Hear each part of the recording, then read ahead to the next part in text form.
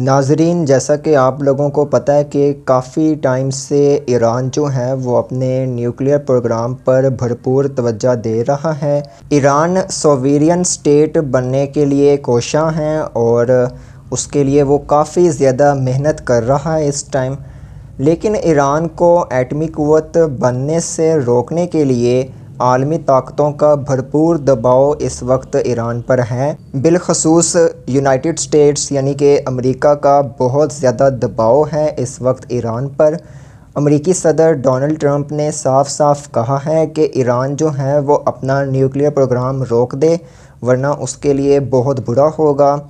یہاں تک کہ ٹرمپ نے ایران کو مذاکرات کے لیے دعوت بھی دی ہے تاکہ وہ اپنا نیوکلیئر پروگرام روک لے، جبکہ بین الاقوامی جوہری توانائی ایجنسی نے ایران کے ایٹمی پھیلاؤ کو ایک غیر ذمہ دارانہ عمل قرار دے دیا ہے۔ دوسرے لفظوں میں یہ کہا گیا ہے کہ ایران جو ہے ایک غیر ذمہ دار ملک ہے جو کہ ایٹمی قوت کا صحیح استعمال کرنا نہیں جانتا۔ ایران کے ایٹمی پروگرام کے خلاف نہ صرف امریکہ بلکہ جرمنی، فرانس اور اس کے علاوہ یونائٹڈ کنگڈم یعنی کہ برطانیہ نے بھی قرارداد پیش کی تھی، جبکہ ایرانی سپریم لیڈر آیت اللہ خامنائی نے صاف صاف واضح طور پر کہہ دیا ہوا ہے کہ ایران کسی بھی عالمی طاقت کے سامنے نہیں جھکے گا اور نہ ہی وہ اپنا نیوکلیئر پروگرام بند کرے گا۔ کوئی بھی عالمی دباؤ جو ہے وہ ایران برداشت بالکل نہیں کرے گا اور ہم اپنا کام جاری رکھیں گے اچھے طریقے سے۔ ایران کے ایٹمی پروگرام کے پیش نظر اسرائیل بھی ایران کے خلاف ہوا تھا اور اس نے گزشتہ رات اطلاع دی تھی کہ وہ ایران پر ایک بڑا حملہ کرے گا۔ واشنگٹن میں اطلاع دی تھی اس نے۔ اب اسرائیل کو اس سارے معاملے میں تکلیف بہت زیادہ ہے کیونکہ ایران جو ہے وہ اسرائیل اور امریکہ کے خلاف ڈٹ کر کھڑا ہو گیا تھا مظلوم فلسطینیوں کی آواز بننے کے لیے۔ اب ایران بھی اپنے آپ کو ایٹمی قوت بنانے کے لیے کافی زیادہ جدوجہد کر رہا ہے، جس پر اسرائیل جو ہے وہ کافی زیادہ بوکھلاہٹ کا شکار ہے۔ یہاں تک کہ امریکہ بھی بوکھلا گیا ہوا ہے۔ وہ چاہتا ہے کہ ایران اپنا ایٹمی پروگرام جو ہے وہ روک دے، لیکن ایران جو ہے وہ باضد ہے اس معاملے میں اور باضد ہونا بنتا بھی ہے کیونکہ اپنے ملک کو دفاعی اعتبار سے مضبوط کرنا کوئی غلط بات نہیں ہے، کیونکہ جتنے بھی ممالک ہیں وہ اپنے دفاعی نظام کو بہتر کرنے کے لیے، اپنی خود مختاری کو برقرار رکھنے کے لیے ایٹمی پروگرام شروع کر سکتے ہیں۔ یونائٹڈ اسٹیٹس ایک یونی پولر کنٹری ہے، عام الفاظ میں ایک ایسی طاقت ہے جو کہ تمام چھوٹے ممالک پر اپنا غلبہ برقرار رکھ سکتی ہے اور رکھ بھی رہی ہے۔ گزشتہ روز واشنگٹن میں امریکی میڈیا نے صاف صاف اعلان کیا تھا کہ کسی بھی وقت اسرائیل جو ہے وہ ایران پر بہت بڑا حملہ کر سکتا ہے۔ تو آج یہی ہوا کہ اسرائیل نے بھرپور طریقے سے بلا جواز جارحیت کا مظاہرہ کرتے ہوئے حملہ کیا ایران پر۔ تو پھر ایسا ہی ہوا کہ اسرائیلی فضائیہ نے آج تہران، اصفہان اور اس کے علاوہ ایران کے دیگر شہروں میں بمباری کی۔ اسرائیلی فضائیہ نے سب سے پہلے ایران کے پاسداران انقلاب کے ہیڈ کوارٹرز کو نشانہ بنایا جو کہ تباہ و برباد ہو گئے۔ فضائی حملوں کے نتیجے میں پاسداران انقلاب کے جنرل حسین اسلامی اور اس کے علاوہ سابق ڈائریکٹر جوہری ایجنسی فرید عباس شہید ہوئے۔ اس کے علاوہ ایرانی سپریم لیڈر آیت اللہ خامنائی نے واضح طور پر ایران کے کمانڈوز اور سائنسدانوں کی شہادتوں کی تصدیق بھی کی۔ آزاد یونیورسٹی کے صدر اور اس کے علاوہ مشہور سائنسدان مہدی تہرانچی کی شہادت کی بھی تصدیق کی انہوں نے۔ میجر جنرل غلام علی راشد اور ان کے صاحبزادے بھی شہید ہوئے ان حملوں کے نتیجے میں۔ اس کے علاوہ ایرانی میڈیا نے اس بات کی واضح طور پر تصدیق کی ہے کہ اسرائیلی فضائیہ نے رہائشی آبادی پر بھی حملہ کیا، اور یہ حملہ جو ہے بڑے پیمانے پر کیا گیا تھا ان کی جانب سے، جس کے نتیجے میں 50 سے زائد افراد زخمی ہیں۔ بچے اور خواتین کی تعداد بھی شامل ہے۔ بہت بدقسمتی کے ساتھ 5 افراد کی شہادتوں کی اطلاع بھی موصول ہوئی۔ ایرانی میڈیا، ایرانی صدر اور اس کے علاوہ ایرانی حکام نے اتنی شہادتوں کا اور اتنے افراد کے زخمی ہونے کی تصدیق کر دی ہوئی ہے، اور جہاں جہاں حملے ہوئے ہیں وہاں پر انہوں نے تصدیق کی ہے کہ ہاں واقعی ہی میں اسرائیلی فضائیہ کی جانب سے حملے کیے گئے ہیں۔ یہ پاسداران انقلاب کے ہیڈ کوارٹرز پر ہو گئے یا پھر اس کے علاوہ رہائشی آبادی پر حملے ہو گئے۔ بنیامین نیتن یاہو کی جانب سے یہ کہا گیا ہے کہ ہماری لڑائی جو ہے ایران کی عوام سے نہیں بلکہ ایران کی آمریت سے ہے۔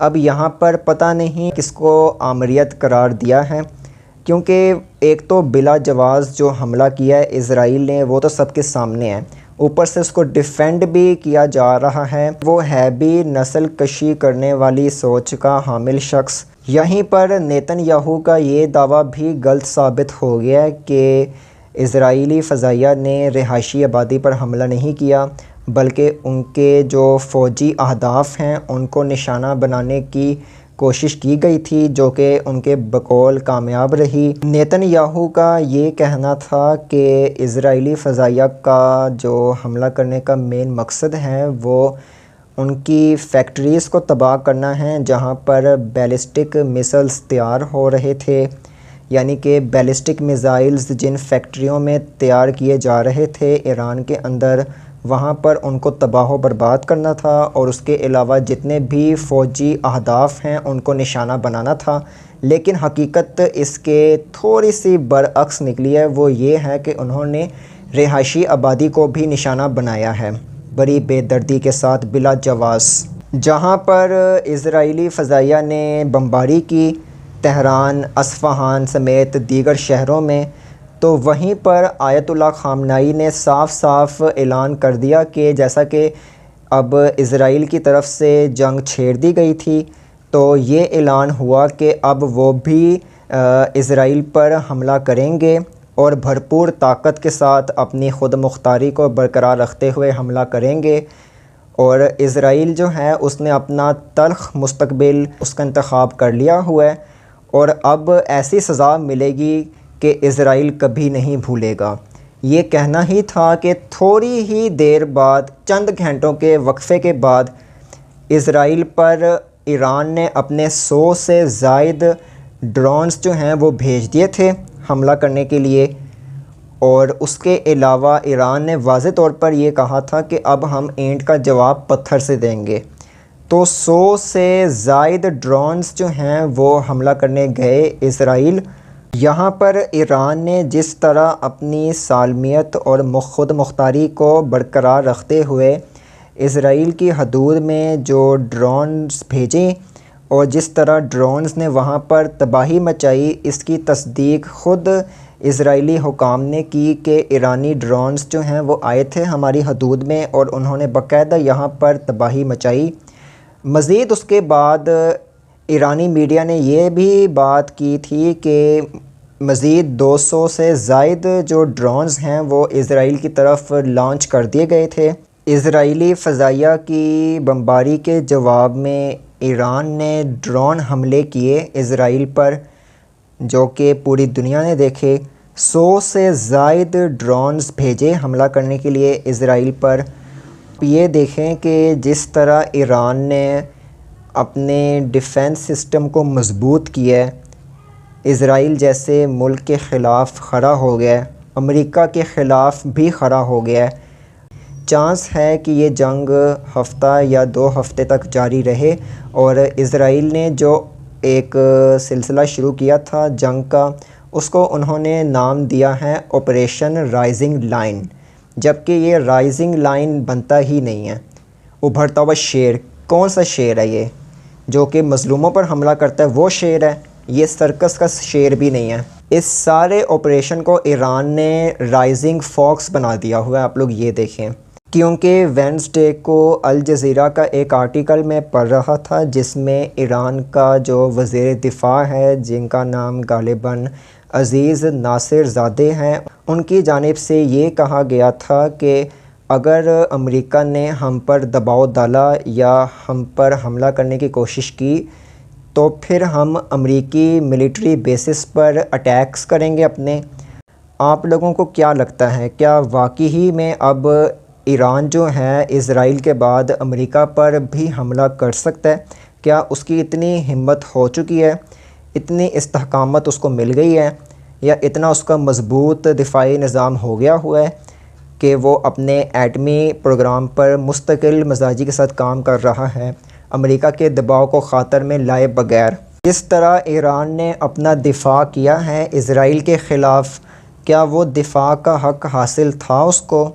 کیا جس طریقے سے اسرائیل پر ڈرون اٹیکس کیے ہیں ایران نے، کیا آپ لوگ متفق ہیں کہ بالکل صحیح طریقے سے اس نے کیے ہیں حملے؟ کیونکہ اقوام متحدہ کا جو چارٹر ہے آرٹیکل 51، اس میں صاف صاف لکھا ہے کہ کسی بھی ملک کو اپنے دفاعی نظام کو مضبوط کرنے کا اور اپنے دفاع کا بھرپور حق حاصل ہے۔ تو ایران نے وہی حق استعمال کیا اپنا۔ کیا امریکہ سے بھی اس طرح یہ جنگ لڑ سکتا ہے یا نہیں؟ اس کا جواب آپ لوگ کمنٹ سیکشن میں لازماً دیں، ٹھیک ہو گیا؟ میں پھر حاضر ہوں گا نئی ویڈیو میں نئی انفارمیشن کے ساتھ، جیسے ہی کوئی مزید اپڈیٹ ملتی ہے۔ تب تک آپ اپنا خیال رکھیں اور مجھے اجازت دیں۔ اللہ نگہبان۔